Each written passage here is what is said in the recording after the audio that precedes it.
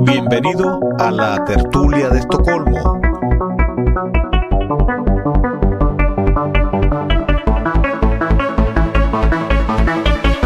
Donde hablamos de lo humano y lo divino.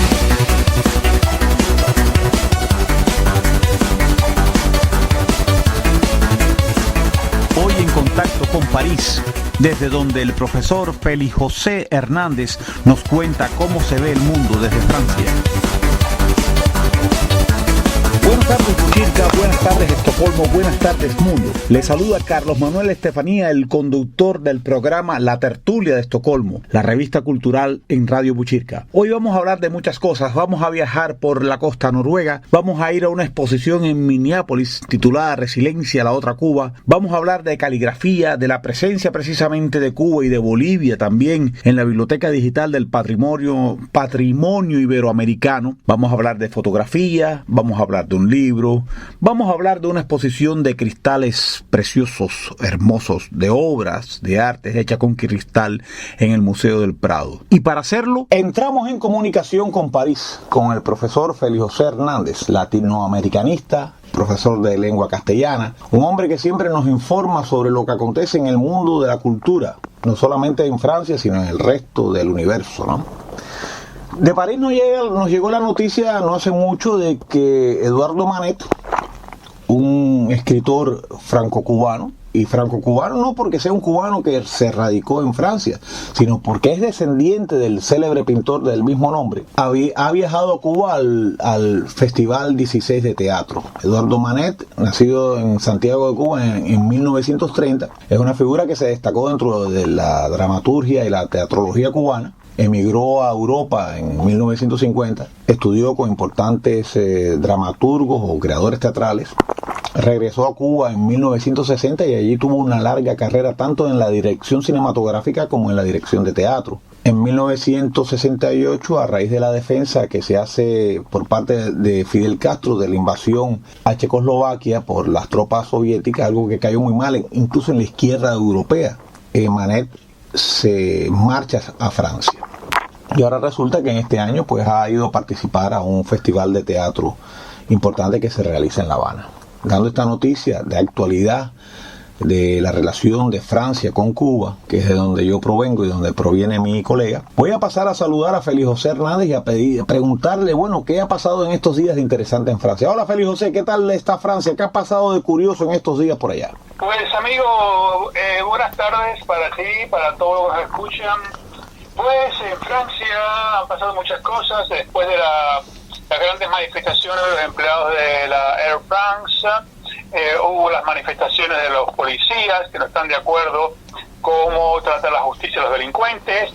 Hubo las manifestaciones de los estudiantes, de los estudiantes universitarios que piden mejoras en las universidades. Hubo manifestaciones de los profesores que están en contra de los cambios que presenta la ministra de Educación, y sobre todo algo muy simbólico fue la inauguración de un memorial en el gigantesco campo de concentración, el más grande que ha habido en Europa Occidental, que hizo Francia para acoger el 500.000 de refugiados políticos en el año 39 durante la victoria de Franco en la Guerra Civil Española. Muy bien, Félix José, estamos hablando con nuestro amigo Félix José Hernández, el profesor Félix José Hernández. Nos estamos comunicando con usted a través del 91.6 FM de Estocolmo, o quizás a través de la red online desde la página de Radio Buchirca, radiobuchirca.com, desde la cual usted puede escuchar este programa, La Tertulia de Estocolmo, todos los jueves y todos los sábados a partir de las 6 de la tarde, hora local de la capital sueca.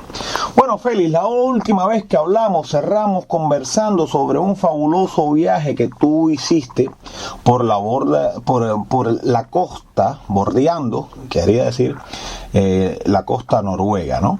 Y me pareció un viaje de lo más atractivo, fascinante, como decía antes, ¿no? Y creo que antes de entrar en noticias, pudiéramos navegar un poquito más contigo, ¿no? Así que cuéntame, ¿hacia dónde se dirigieron tú y tu esposa el 19 de agosto? ¿Cuáles fueron los detalles de esta navegación a partir de este día?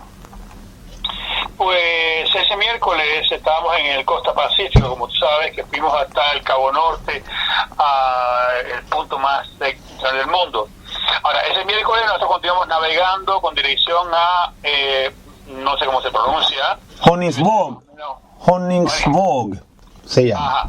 Hacia el noroeste, y la distancia de la costa variaba entre 30 y 50 millas, pero algo fue muy importante fue que a las 12:36 del día exactamente pasamos por el paralelo 66, 33, 42, o sea, por el Círculo Polar Ártico. Por la noche encontramos en la cabina, en el camarote, un certificado en forma de diploma que garantizaba que nosotros habíamos cruzado ese famoso paralelo.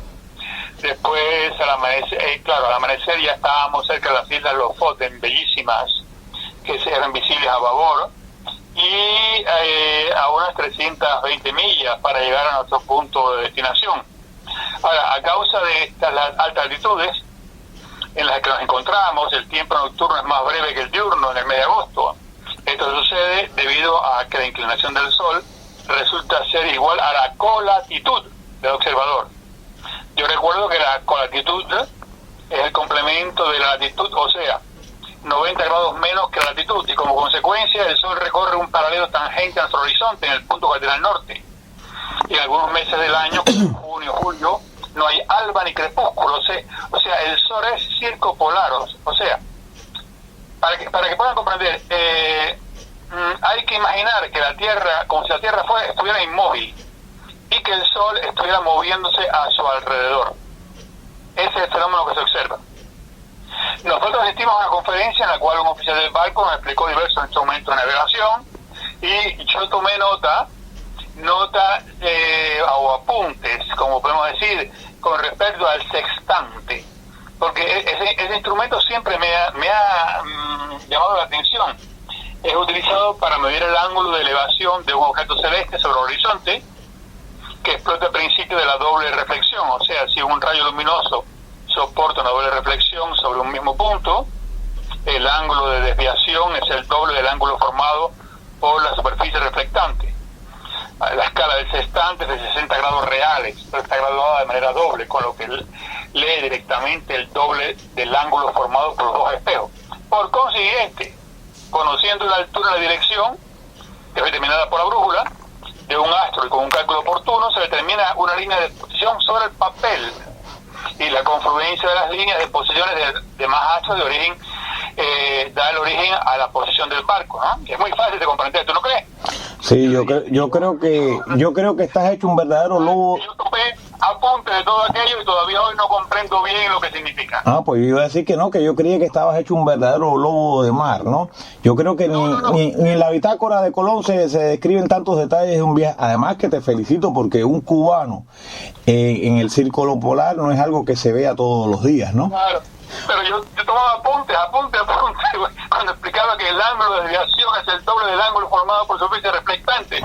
Y bueno, yo he leído varias veces los apuntes, no acabo, quizás entre las personas que nos están escuchando, pues haya alguien que sea muy dotado y pueda comprender, pero yo creo que todavía no he comprendido muy bien. Bueno, yo de lo que sí estoy seguro que tú has comprendido muy bien porque te gusta mucho detallar en tus crónicas y me parece fabuloso. Ese es un tipo de literatura que ha dado lugar a películas y libros, ¿no? De lo que conozco que tú sabes y que sabes describir muy bien es de la comida, de los alimentos, del placer, del comer, ¿no? Así que me gustaría, porque sé que a mucha gente le interesa eso también, que me hablaras un poco de la comida de a bordo, que supongo que no sería el típico rancho de piratas que uno ve en las películas, ¿no? Cuéntame qué comían durante ese viaje.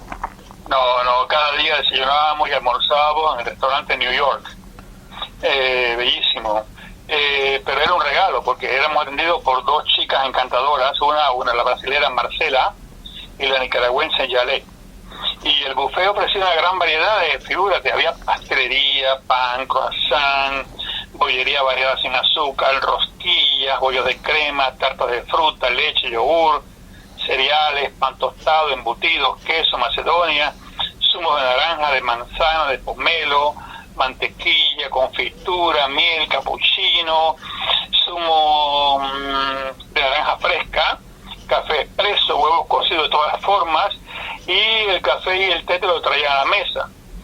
O sea que era una cosa increíble, era la variedad, claro, porque en el barco había personas de muchas nacionalidades diferentes y por tanto con costumbres diferentes. Y después también podías escoger, pedir a la carta el desayuno americano, que eran pancakes caseros con jarabe de arce, guarnecidos con lonchas de bacón, o el desayuno inglés, judías, salchichas, bacón, huevo estrellado, huevos revueltos, tomate a la parrilla, seta, buñuelos de patatas, pan tostado. Había quien pedía el desayuno noruego, salmón ahumado, queso fresco para untar y pan negro, o el belga, con los waffles con jarabe de amarena y chocolate y nata montada. El español, tortilla con pimientos rojos y verdes, cebolla y perejil. El alemán, salchicha, huevos hervidos, queso alemán, pan integral recién salido del horno. Y hasta el mexicano, yo fui probándolos todos de uno distinto, ¿no? Y pues igual, el mexicano era de huevo ranchero, huevos estrellados sobre tortilla de maíz ligeramente frita, adornada con salsa de tomate, picante, crema de frijoles, arroz a la mexicana, con rajas de aguacate o guacamole. O sea que aquello era un festín. Y al que le gustaba la tortilla, podía elegir tortilla de jamón y queso cheddar, tortilla de hierba y panceta, tortilla de queso suizo, tortilla de con salmón ahumado, cebolla. Bueno, en realidad el desayuno era había tanta variedad que a la hora del almuerzo comíamos poquísimo porque era imposible almorzar, imposible. A eso de las 10:30 de la mañana visitamos las enormes cocinas invitadas por el gentilísimo George Rodríguez Correa, que es el Guest Relation Manager, y al final del recorrido nos ofrecieron una merienda buffet y champaña en el restaurante My Way, que prácticamente no comimos nada porque habíamos desayunado.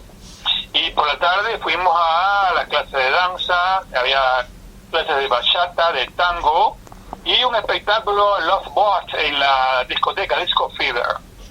Después hubo una cosa muy simpática, que fuimos a una clase de cocina italiana en el Lido Calypso, alrededor de la piscina de que está en el Puente 9. Y yo soy un gran amante de la cocina italiana. En realidad hay varios países del mundo, como es Portugal, España, Francia e Italia. Esos 4 países me regalo, porque donde quiera que vayas, en cualquier lugar, se come de una forma deliciosa. Esos 4 países del mundo. No es el caso, por ejemplo, de nuestros amigos los británicos, que es imposible comer en Gran Bretaña. Y en Malta pasé hambre porque nada sabía nada. Y en Islandia nada más que comí salmón durante una semana. Pero bueno, hay informes que datan de finales del siglo XVI y principios del siglo XVII sobre una pizza suave llamada mastunicola, es decir, preparada con albahaca, manteca de cerdo, queso, albahaca y pimienta. Más tarde se difundió la pizza cecchinielli, es decir, preparada con pequeños cortes de pescado. Pero la primera verdadera unión entre la pasta y el tomate, que fue aceptado al principio con mucha desconfianza, se produjo a mediados del siglo XVIII en el reino de Nápoles. La pizza en Nápoles era popular tanto entre los más pobres como entre la nobleza, incluyendo los reyes, los Borbones. El éxito de la pizza conquistó a los reyes de la Casa de Saboya, a tal punto que la reina Margarita de Saboya, en el año 1889, el pizzaiolo Raffaele Esposito dedicó la pizza margherita, que representaba la nueva bandera tricolor con el blanco de la mozzarella, el rojo del tomate y el verde de la albahaca. Lo que ahora se llama la pizza margherita era ya preparada antes especialmente para la reina de Saboya. Y Francesco de Bucca, en el año 1866, hizo la descripción de los principales tipos de pizza, que son las que ahora conocemos como la pizza marinara, pizza margherita y calzoni. No obstante, cabe señalar que ya en el 1830 un tal Riccio, en el libro de Nápoles, Contorno y Alrededores, había escrito sobre una pizza con tomate, queso mozzarella y albahaca. Y poco a poco la focaccia, de origen popular, esa especie de pan enriquecida con tomate, se difundió en todas las clases sociales y en todas las regiones de Italia. Y con ella los locales especializados en la preparación de la pizza, primero probablemente en hornos donde la pizza se comía de pie en la calle, y luego en las célebres trattorie y las pizzerías. Hasta el principio del siglo XX, la pizza y las pizzerías fueron un fenómeno puramente napolitano y gradualmente fue invadiendo toda la península, se convirtió en italiano. En el norte de Italia comenzó a difundirse solo después de la Segunda Guerra Mundial. Luego, con la ola de migraciones, comenzó a extenderse por el extranjero, pero solo después de la Segunda Guerra Mundial, adecuándose a los gustos de los diferentes países, convirtiéndose en un fenómeno mundial. Yo creo que el que haya comido una pizza en Nápoles no puede comerla ni en Roma, ni en Milán, ni en París, ni en Londres, ni en ninguna parte, porque la pizza napolitana es una maravilla.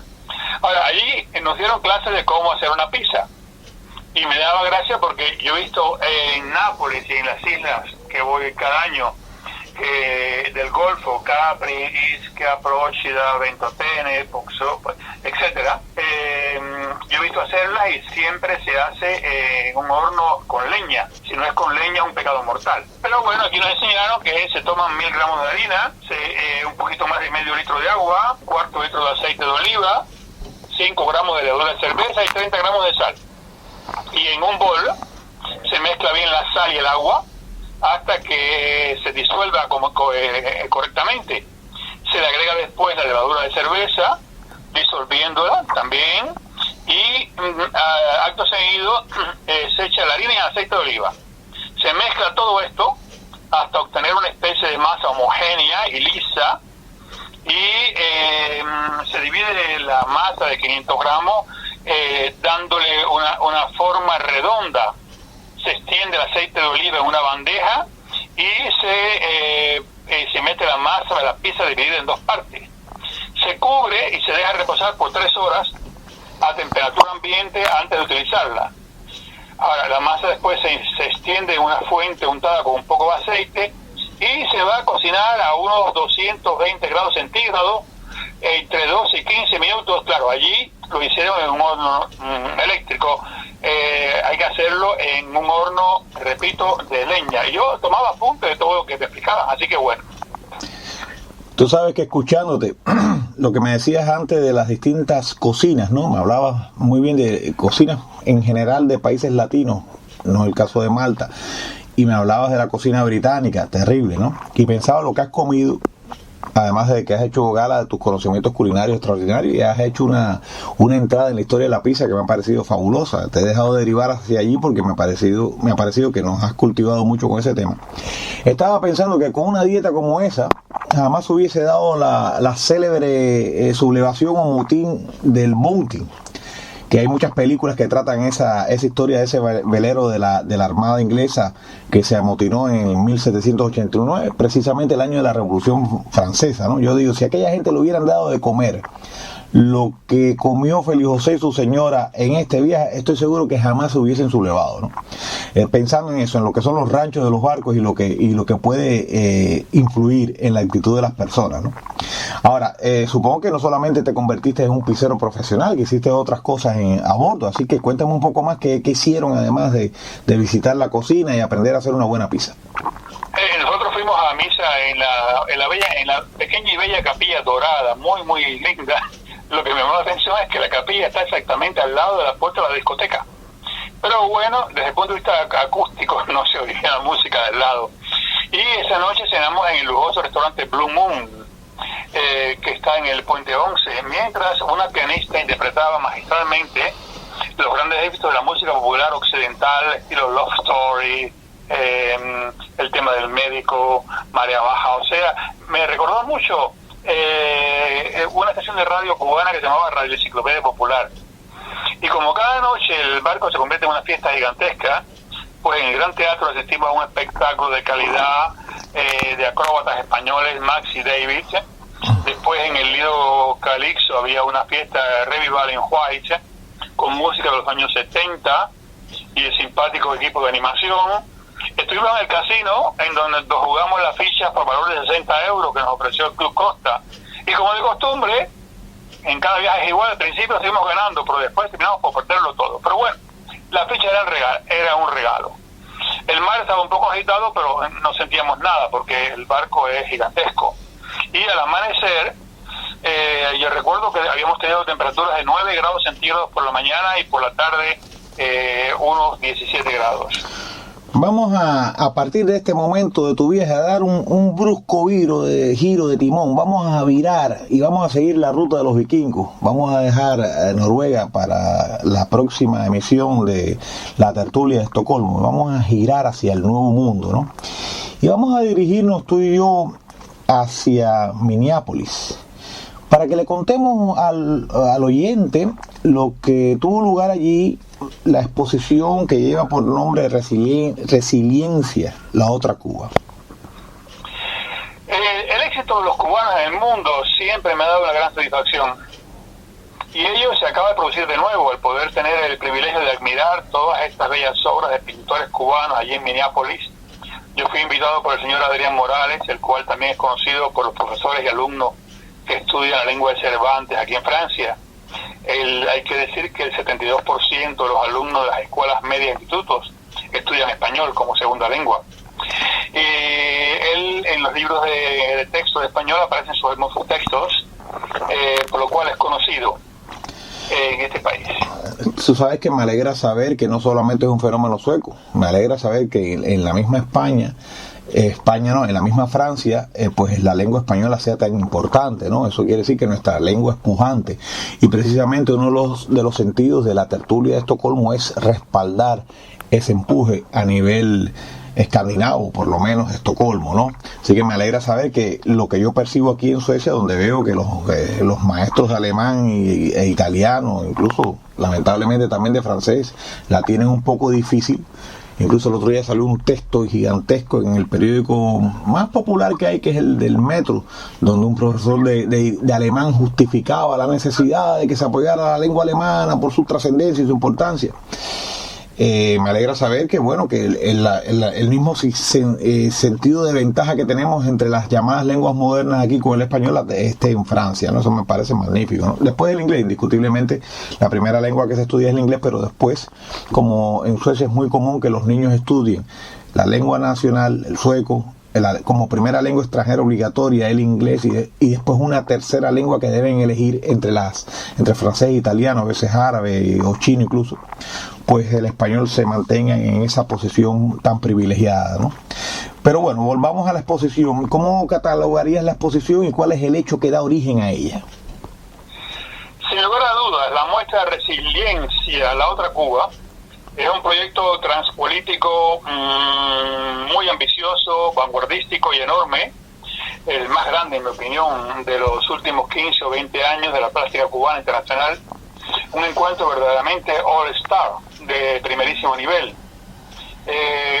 Tras el contexto sociopolítico-cultural con la agenda zurda en Ristre, la guerra simétrica y sobre todo con el colega El Sexto, preso en La Habana y en huelga de hambre, sin atención siquiera de los medios porque él tuvo un performance inspirado en la rebelión en la granja de George Orwell.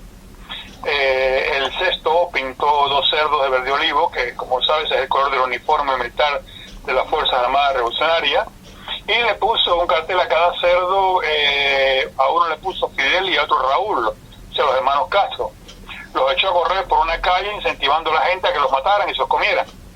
Esto fue una especie de subversión directa en medio de la barbarie, un modo de paliar no solo su hambre física. Y los artistas lo comentaron a través de Facebook, las redes sociales, y firmaron el pedido internacional por su libertad, ya que es un tema sensible que golpea a todos los artistas y creo que a todos los cubanos que aman la libertad.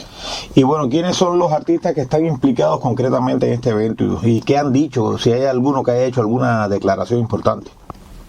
La muestra colectiva reúne obras de Adrián Morales, Gustavo Acosta, Jairo Alonso, Kenny Alguiñao, Néstor Arena, Henry Balate, José Bedia, Ariel Cabrera, Consuelo Castañeda, Tomás Esson, Carlos Esteves, Ciro Quintana, si mal no recuerdo también, y Pedro Vizcaíno. ¿Es Jairo Alfonso o Alonso? ¿Cómo? ¿Se llama Jairo Alfonso o Alonso? Jairo Alfonso. Alfonso, si no me bien, equivoco. bien. Sí, y yo los felicito a ellos porque en realidad es mucho talento desplegado en sus obras. Hay un savoir-faire y además hacen brillar el arte cubano bajo esos cielos de la América del Norte. Ahora, como teórico de la muestra, el célebre pintor, músico y filósofo cubano Adrián Morales la ha denominado precisamente Resiliencia, la otra Cuba. La misma está dirigida por Georgina Cuban Art y por Alexandra Art, 954. Hay que decir que Adrián Morales, él declaró a la prensa, lo cito: la muestra será aglutinada bajo el concepto de que cultura significa parte, aguas con ciertos programas, automatismos y hábitos de indefensión tradicional, mental, política, social y conductal. Una posición crítica frente al colaboracionismo a la hora de afrontar con honestidad eficaz, sinceridad, decencia, pragmatismo y sin contemplaciones la incultura de el rehén y la común inconsciencia posesa del amo en el esclavo, de la que resultan obras serviles e empobrecidas, y bailando al son de las modas y o al servicio de un mayoral con el látigo, sea político, del mercado, ideológico o del consumo al margen de todo imperativo categórico y ético. Hemos de crecer en compasión, pero también en un arte y una retórica en general menos prudentes. Fueron las declaraciones de Adrián Morales a la prensa. Ahora, yo te sugiero que veas igualmente el documental original de Orlando Jiménez y Néstor Almendros, en que se inspiró Julián Schnabel para hacer la película Antes que anochezca, sobre la vida de Reinaldo Arenas, donde aparecen Lidia Cabrera, Reinaldo Arenas, Cabral Infante, Eberto Padilla y lo más granado de nuestro pedigrí intelectual y artístico, del que genealógicamente estos artistas se sienten continuadores. Traemos esta exposición al oyente para mostrarle una vez más, si nos siguen en los otros programas se dará cuenta que somos honestos cuando lo decimos, que para nosotros el arte comprometido es importante. Lo mismo si se enfrenta a un poder, vamos a llamarle del capital como del Estado. Nosotros respetamos siempre al artista que hace una obra que sensibiliza a las masas o quizás a las élites también, con la necesidad de ser solidario con todo aquel que sufra, ya puede ser por la economía, ya puede ser por el poder político o por la combinación de ambos. Y nos da lo mismo si ese enfrentamiento viene desde una filosofía de izquierda, como si viene desde una filosofía, vamos a llamarle individualista, liberal. Siempre que se enfrenten a un poder injusto, tendrán en la tertulia de Estocolmo un eco, no importa de dónde vengan, ¿no? Pero bueno, del arte comprometido vamos a pasar a algo más abstracto y bello. Vamos a hablar de algo que a mí siempre me ha impresionado, sobre todo cuando veo las muestras que vienen del Oriente, ¿no? Me refiero a la caligrafía japonesa, la caligrafía vinculada a los países árabes y otras caligrafías que son bellas, pero incluso nuestra caligrafía, la que ejecutamos a partir del alfabeto latino en español, puede ser también muy bonita, ¿no? Así que, Félix José, ¿qué te parece si entramos en la caligrafía? ¿Qué me puedes contar de una exposición española de caligrafía? La exposición Caligrafía Española, el arte de escribir, abrió sus puertas al público en la Biblioteca Nacional de España y el público podrá admirarla hasta el 10 de enero del 2016. Está comisariada por José María Ribagorda Paniagua y representa un reconocimiento al arte de la escritura en España. Entre otras piezas se puede contemplar Arte de escribir de Jaime Giral de Valenzuela, Arte de escribir con preceptos geométricos y reglas matemáticas de Torcuato Torio de la Riva y Herrero, Arte de escribir ortografía de la pluma y honra de los profesores de este magisterio de Pedro Madariaga, di unia proporzione opera a tutti gli genii perspicaci, curiosi, necessaria de Luca Pacioli libro titulado Para enseñar a leer y escribir brevemente de Juan de Cuesta, y un retrato de José Casanova pintado por José Villafranca. El interés nacional e internacional obliga a mostrar y valorar la caligrafía, como tú sabes, ¿eh? Ámbitos tan distintos como el diseño, la lingüística, la bibliofilia, el arte e incluso la tecnología de la información investigan y trabajan sobre la escritura y su formalización. Tras el auge de la tipografía en la última década, surge ahora el interés por la forma manuscrita y caligráfica. Y España ha desarrollado una amplia bibliografía y documentación sobre la caligrafía europea que ha sido reconocida internacionalmente. Stanley Morrison, que es un famoso tipógrafo inglés, pone como ejemplo de documentación sobre el tema los libros de Domingo María Servidori, de Torcuato Torillo de la Riva y de Emilio Cotarello. Sin embargo, es cierto que la calidad de los escribanos españoles no ha sido reconocida como se debe.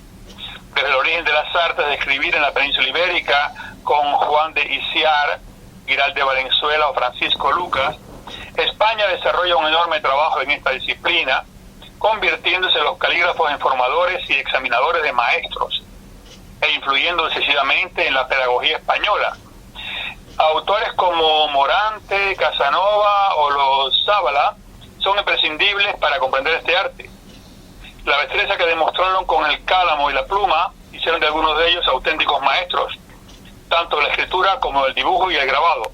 Pues, al fin y al cabo, escribir es una forma específica de dibujar, y la relación que los une es evidente en esta exposición. Por último, el desarrollo de un discurso identitario, gráfico y tipográfico en España, se produce con la caligrafía como protagonista.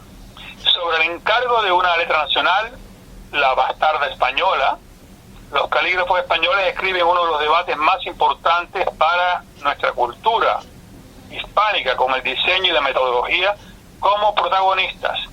Santiago Palomares y Joseph de Anduaga, antagonistas en formas y métodos, debaten sobre la relación entre nación y ciudadano, entre una educación para la uniformidad o para la diferencia. El mundo de la producción tipográfica y por tanto impresa se nutre de la experiencia caligráfica. La edición española del siglo XVIII es deudora de grabadores como Jerónimo Gil o Antonio Espinosa, que se inspiran en los más grandes maestros. Y hay que decir también que las influencias inglesas fueron apagando la tradición caligráfica española y las tecnologías escritas parecían relegar al pasado de la caligrafía. Sin embargo, paralelamente a esta exposición, también se puede admirar en el Museo de la Biblioteca Nacional de España el resurgir de este arte de mano de jóvenes y no tan jóvenes artistas contemporáneos, cuya escritura recupera esta tradición, a la vez que muestra el profundo cambio de forma y el sentido que este arte está experimentando en nuestros días. Bien, vamos a mantenernos en la misma cuerda, ¿no? Y vamos a hablar entonces de una exposición titulada Caligrafía hoy, del trazo al concepto en la misma biblioteca. ¿Qué me puedes contar de ella? Como continuidad lógica de la exposición Caligrafía española, el arte de escribir, esta muestra de caligrafía contemporánea refleja el carácter creativo y artístico que adopta la práctica moderna de la caligrafía y su aplicación en el diseño gráfico actual. Los comisarios de caligrafía hoy del trazo al concepto son José Ramón Penela y Roberto Gamonal, quienes presentan una selección de trabajos de calígrafos contemporáneos que abarcan un periodo muy interesante de la evolución de la caligrafía en España, tanto en su vertiente más artística como comercial, desde los más veteranos hasta los más jóvenes, desde los más clásicos hasta los más innovadores. La caligrafía, alejada del papel formativo e ideológico que toma en España fundamentalmente en el siglo XVIII, adopta en este caso la forma de expresión artística personal, dejando también su impronta en productos que pudiéramos decir comerciales. El calígrafo francés de origen español Claude Mediavilla habla de una renovación de la caligrafía y del calígrafo profesional como un artista que no se limita a la mera copia de modelos de alfabetos, sino que traspasa las normas, aporta nuevas formas de expresión mediante el trazo y parte de la tradición para hacer nuevas propuestas intencionalmente la capacidad gestual de la letra, dándole ritmo, color y, pudiéramos decir, textura. Sus habilidades y competencias le llevan también a realizar encargos de creación de logotipos, marcas comerciales y fuentes tipográficas, proyectos que están ya fuera del ámbito más artístico y entran dentro del terreno del diseño. Caligrafía y diseño se dan la mano en trabajos que buscan el carácter de lo hecho manualmente, frente a la perfección y la asepsia de lo realizado por ordenador, dejando la señal más característica del ser humano, o sea, la letra. La unión de ambas disciplinas ha dado lugar a aplicaciones como el lettering o la rotulación. Y no hay que olvidar la presencia de la caligrafía y de las letras dibujadas en los grafitis de las paredes de nuestras ciudades, como una manifestación contemporánea del potencial de las formas de las palabras en todo su esplendor. El artista visual y calígrafo Monsieur Z llevará a cabo una acción artística en la que van a intervenir los muros del museo de la Biblioteca Nacional de España con una creación de caligrafiti. Monsieur o Mr. Z ha sido recientemente nombrado embajador oficial de este género híbrido que consiste en aplicar el arte de la caligrafía tradicional al medio urbano del graffiti. Se está comunicando usted a través del 91.6 con la tertulia de Estocolmo, con su conductor Carlos Manuel Estefanía y con nuestro colaborador que desde Francia nos informa sobre los eventos culturales que tienen que ver no solamente con Francia, sino con todo el mundo, Félix José Hernández. Usted se puede comunicar con nosotros también, o quizás lo está haciendo en estos momentos a través de la red, desde la página de Radio Buchirca, radiobuchirca.com, un programa que se transmite todos los jueves y todos los sábados a las 6 de la tarde para hablar de lo divino y de lo humano. Y para hablar de lo divino y de lo humano, les quiero le quiero contar a usted, porque es usted quien nos escucha, que la Biblioteca Digital del Patrimonio Iberoamericano, cuyas iniciales son BDPI, es un proyecto impulsado por la Asociación de Bibliotecas Nacionales de Iberoamérica. También tiene un título con iniciales ABINIA. Y tiene como objetivo la creación de un portal que permite el acceso desde un único punto de consulta a los recursos digitales de todas las bibliotecas que participan, ¿no? Y ahora nuestro amigo Félix José Hernández, con la asistencia de quien les habla, de Carlos Estefanía, pues le va a contar a usted sobre las dos últimas o una de las últimas incorporaciones a este proyecto. Cuéntale, Félix José, a nuestro amigo, ¿qué es lo que está pasando con la Biblioteca Digital del Patrimonio Iberoamericano? Pues que se incorporan a la Biblioteca Digital del Patrimonio Iberoamericano dos nuevos participantes: la Biblioteca Nacional de Cuba José Martí y el Archivo y Bibliotecas Nacionales de Bolivia, cuyas colecciones digitales están ya disponibles en ese portal de consulta y recuperación del patrimonio cultural digital latinoamericano, más bien iberoamericano, porque también comprende Portugal. Con ellos son ya 11 las bibliotecas nacionales que participan en el BDPI. La Biblioteca Nacional de Cuba José Martí es depositaria del tesoro patrimonial, documental, bibliográfico, artístico y sonoro del país, y es rectora del Sistema Nacional de Bibliotecas Públicas Cubanas, con más de 411 bibliotecas que cubren todo el territorio nacional. El Archivo y Bibliotecas Nacionales de Bolivia es una institución de jurisdicción nacional y carácter técnico, y conserva el patrimonio bibliográfico y el patrimonio archivístico histórico producido por las instituciones públicas y privadas del país. La colección de Cuba incluye obras desde el siglo XII hasta el XX de los autores más relevantes de la literatura y la historia cubana, con un total de 375 recursos digitales disponibles, y Bolivia ha integrado 101 obras de temática diversa: historia, derecho, política, etc. Con estos nuevos contenidos, el portal integra ya un total de 241.149 recursos disponibles en línea, aportados por las bibliotecas de Brasil, Chile, Colombia, España, Panamá, El Salvador, Uruguay, Portugal, Argentina, Bolivia y Cuba. Otros participantes han mostrado su interés y posibilidad de comenzar los trabajos de integración. Biblioteca Digital del Patrimonio Iberoamericano representa un lugar de encuentro, de acceso a la cultura iberoamericana. Es una estructura cultural abierta, integradora, promovida por la ABINIA, y respaldada por la Secretaría General Iberoamericana, clave en la construcción y desarrollo del espacio cultural iberoamericano. Un portal adaptado a dispositivos móviles, multilingüe, construido sobre tecnologías de código abierto.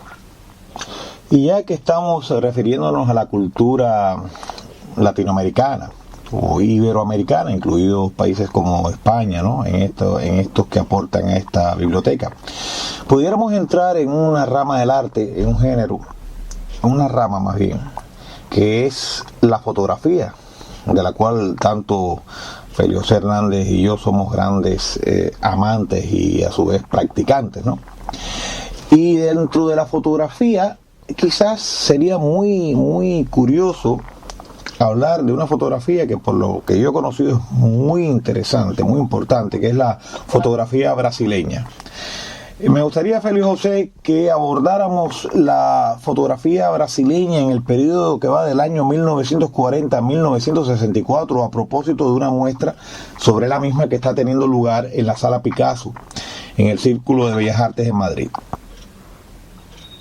A mediados del siglo XX, Brasil es un país en plena transformación.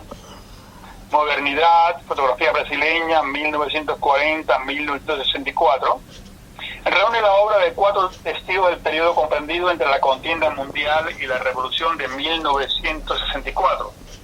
4 fotógrafos de excepción de distintos orígenes, francés, brasileño, húngaro y alemán, que inmortalizan paisajes y gente, monumentos y edificios, celebraciones y trabajo, legado y presente. Aunque cada uno trabaja desde sus propias latitudes estilísticas, todos ellos protagonizan una misma aventura en la búsqueda de la esencia de un país que esquiva la cámara. Las 220 fotografías que se exponen en esta muestra retratan la vida brasileña en esa primera época de contradicciones sociales, modernización acelerada y de una vida cultural que podemos calificar de palpitante. Por la información que me has hecho llegar, sé que el comisario de esta muestra se llama Samuel Titán, ¿no? Pero todavía más importante es conocer cómo se llaman los fotógrafos, ¿no? Y si tienes alguna otra información sobre ellos que puedas compartir con nosotros. Pues encontramos a Marcel de Botero, francés, nació en el 1910 y falleció en el 1996. Es el responsable de la existencia de muchos de los clichés visuales sobre Brasil. Su trabajo en torno a los rituales folclóricos y la selva virgen revelan un perfecto equilibrio entre la intriga narrativa y el impacto visual. Y su fotografía de los edificios de Oscar Niemeyer en Brasilia han marcado la culminación del llamado modernismo brasileño. Por otra parte, José Medeiros, de Brasil, nació en 1921 y falleció en 1990, es considerado el fotoperiodista más importante de los años 40 y 50. Sus fotografías reflejan tanto la vida a pie de calle de Río de Janeiro como los acontecimientos de la alta sociedad carioca. Estos últimos contrastan con los fotoreportajes sobre el interior del país que muestran el culto mágico del candomblé y la intrusión de la tecnología en el mundo indígena. También está Tomás Farkas, húngaro, 1924-2011, que debutó fotografiando el estadio de Pacaembu en Sao Paulo. Su obra prioriza la búsqueda de nuevos lenguajes visuales y alcanza al final de su vida un estilo más próximo al fotoperiodismo, como desvela las panorámicas que toma como ocasión de la construcción de la nueva capital, o sea, Brasilia. Las fotografías industriales de Hans Guttorm Flick de la Alemania, alemán que nació en 1923, reflejan la historia de la industrialización brasileña. En sus imágenes, el interior de las fábricas y los productos industriales emergen como interpretaciones pictóricas clásicas de la remodelación de un país en plena, podríamos decir, era tecnológica. Sabes que no muy lejos de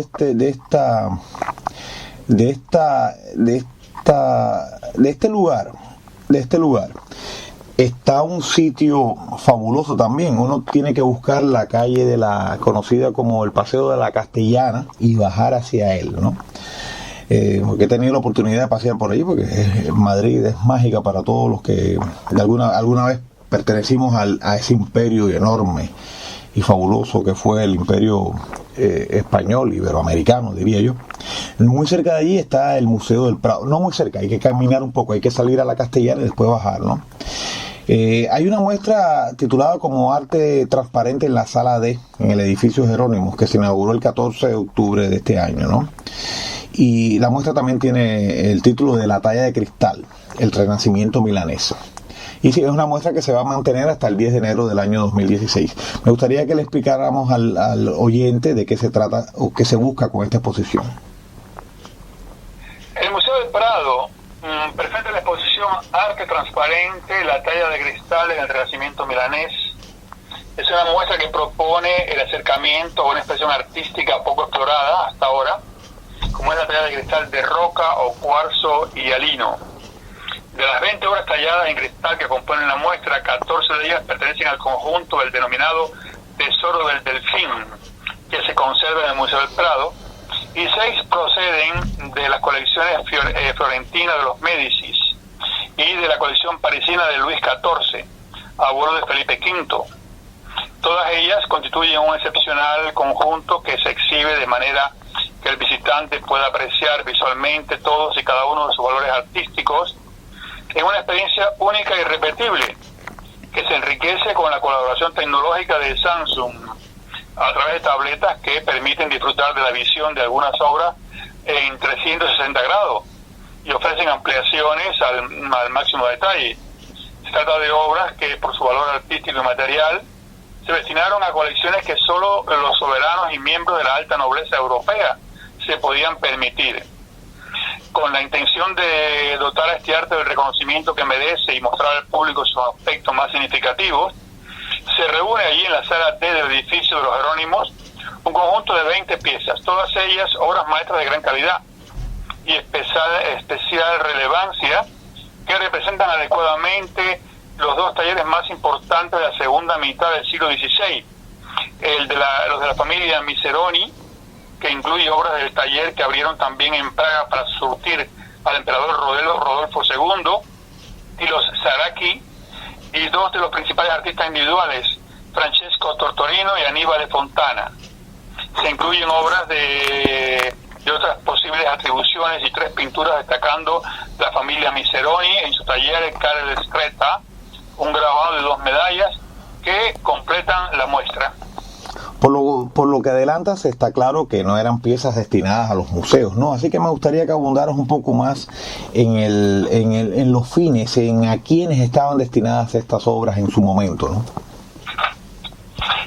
Pues estas piezas, elaboradas en talleres donde miembros de una misma familia demostraban su talento en las diversas etapas de este difícil arte, eran destinadas a engrosar las colecciones de los grandes príncipes europeos, entre ellos los emperadores del Sacro Imperio, los reyes de Francia, los duques de Baviera, de Mantua, de Toscana, los Saboya, sin olvidar a los monarcas españoles, ya que Felipe II fue reconocido desde 1554 como duque de Milán, y trabajaron para él importantes lapidarios, como se llamaban los tallistas de piedra fina, milaneses. Bueno, vamos ahora a hacer lo que solemos hacer con todas estas exposiciones, describir su concepto, su estructura. Para comprender el ambiente artístico, se ha realizado una significativa aproximación a las circunstancias históricas en las que se desarrolla esta faceta de la escultura, incluyendo también las consideraciones intelectuales y simbólicas que justifican la elección de ciertos temas, tanto religiosos como mitológicos, presentes en las obras expuestas. Algunas de ellas, en forma de animales fantásticos, no son producto de la casualidad, sino formas de ver el mundo, basadas sobre todo en ciertas ideas neoplatónicas sobre el mundo y la naturaleza, influidas también por el pensamiento de Leonardo da Vinci, cuyas ideas se cree pudieron haberse empleado en la mejora de los diseños del instrumental y maquinaria necesarios para la talla. Ahora, desvelar los secretos de distintas lecturas que contienen estas singulares obras no es tarea fácil. Su su concepto del arte, en ocasiones, denota grandes conocimientos sobre la historia, la filosofía o las ciencias naturales. Se advierte también cierto sentido del humor e incluso coinciden con aspectos del arte contemporáneo que implica activamente al espectador. Incluso puede responder a una actitud contestataria frente a las ideas de la Contrarreforma, que proponía un arte al servicio de las ideas religiosas, alejado del mundo clásico y de los refinados caprichos que tanto se apreciaban en el ámbito manierista y de las que estas espectaculares bizarreries, o sea, cosas extrañas y maravillosas, son uno de los mejores ejemplos. Esta muestra ofrece la oportunidad de acceder a la visualización de detalles de las obras a través de dispositivos ubicados en el interior de la sala, gracias a la aportación, como dije anteriormente, de Samsung como colaborador tecnológico del museo, y la ocasión de contemplar una muestra de la cristalización del cuarzo hialino, la fórmula es ESI-O2, conocido como, todo el mundo lo conoce como cristal de roca, para que el público visitante conozca el material en estado natural sobre el que se realizaba la talla. La muestra ofrece la oportunidad de acceder a la visualización del contenido completo del catálogo a través de las tabletas que estarán siempre a disposición del visitante. Y estas tabletas ofrecen también contenidos adicionales, como la reproducción de las imágenes de las obras del Prado en altísima resolución, información complementaria dividida en bloques temáticos para profundizar en el conocimiento de estas piezas, por ejemplo, Milán en el siglo XVI, los artistas, técnicas, modelos, decoración, uso, finalidades y valoración económica. Y con motivo de la muestra se ha editado un catálogo verdaderamente muy bello, redactado por Leticia Arbeteta, que es la comisaria de la muestra, que contiene un ensayo en el que explica los diferentes aspectos relacionados con la talla del cuarzo hialino, o cristal de roca, como ya dije, y con las circunstancias históricas en las que se desarrolló. También incluye estudios de cada una de las obras expuestas, con destacadas ilustraciones realizadas ex profeso, en particular tras la restauración de las que pertenecen al Museo del Prado. Y como este programa que escucha usted por el 91.6 de la FM de Estocolmo, esta revista hispana, se le llama la revista hispana ya que hay dentro de Radio Buchirka hay revistas en algunas otras lenguas, aunque se transmite fundamentalmente en sueco. Es evidentemente un programa radial. Yo creo que no habría mejor espacio para comentar el libro Las Crónicas del Caribe de Jesús Díaz Loyola. Así que Félix José Hernández, mi estimado profesor, adelante con esta obra. Esta es la biografía escrita en primera persona y con trazos de novelesco de un asturiano que decide, como se decía en aquella época, hacer las Américas. Llega a Cuba a bordo del barco La Normandie. En La Habana, y para ganarse la vida, construye con sus propias manos la primera emisora de radio de las islas del Caribe. Su voz comienza a ser conocida hasta el punto de ser testigo de primera mano de los grandes acontecimientos de la isla en momentos de cambios históricos. García Lorca, Gabriel Mistral, Antonio Machín son algunos de los personajes que pasan por su vida. La mejor música cubana, las primeras transmisiones deportivas y sociales, el tránsito del régimen de Fulgencio Batista al de Fidel Castro, los españoles exiliados tras la guerra civil que llegan a Cuba, la revolución socialista y la decepción, los adeptos y los que se echaban al mar adentro, camino a la libertad. En esta extraordinaria biografía el lector podrá conocer también la gran aventura de cómo surgieron las primeras emisoras en radio comercial.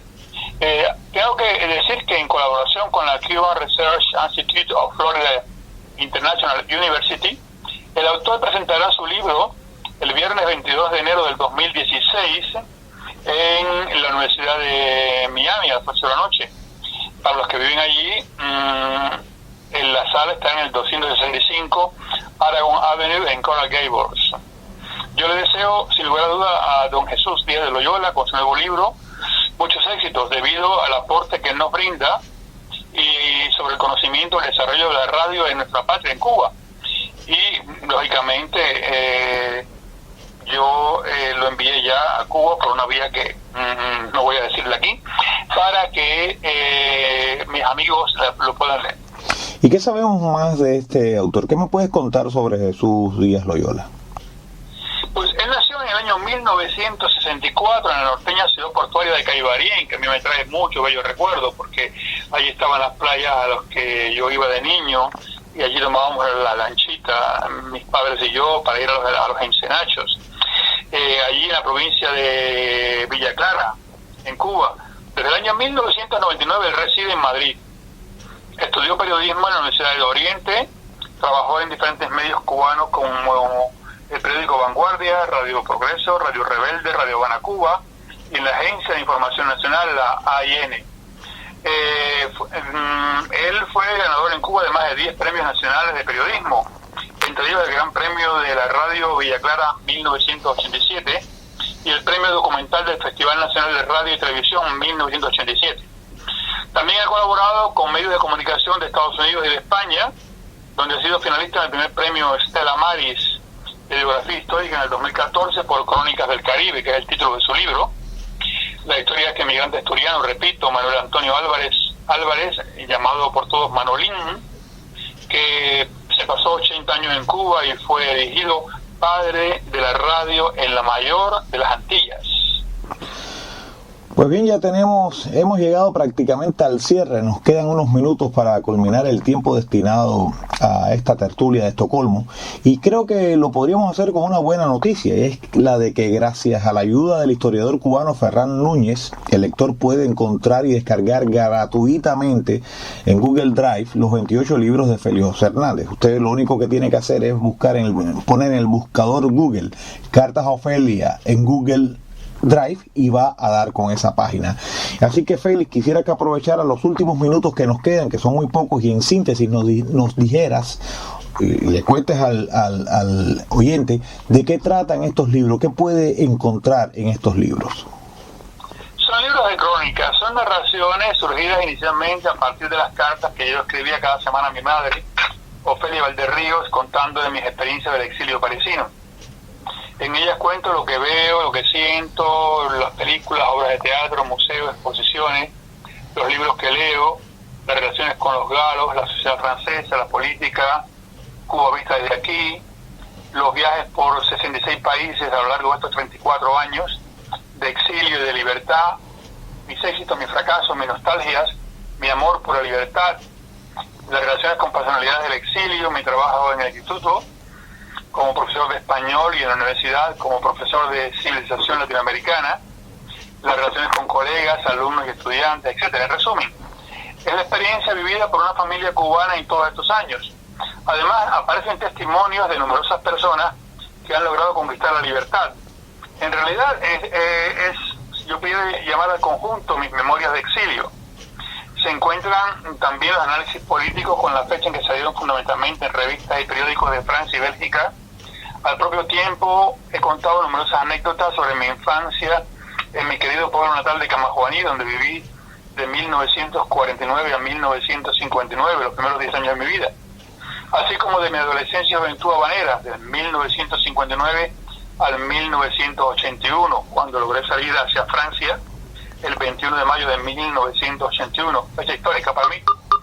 Pero, claro, es un punto de vista de un cubano exiliado, de un cubano que se ha dedicado a defender la libertad y los derechos humanos. Y, por si acaso, yo recuerdo las palabras del gran mexicano, Premio Nobel de Literatura, ese gran país, México, de esa cultura tan grande que tanto ha aportado a la humanidad. Y ese gran mexicano, Octavio Paz, escribió: mis palabras irritarán a muchos.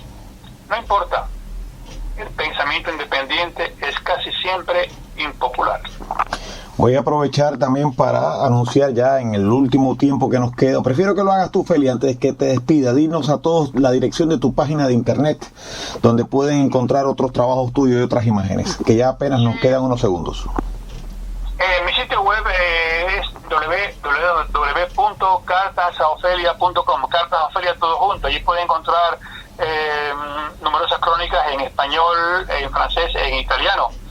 Y antes de abandonarte, Carlos, y abandonarlos a todos ustedes, les deseo que pasen todos una excelente semana. Desde aquí, desde París, la ciudad luz.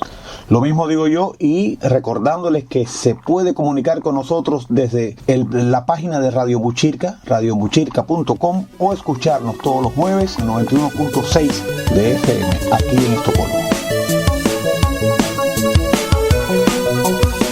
Tertulia de Estocolmo.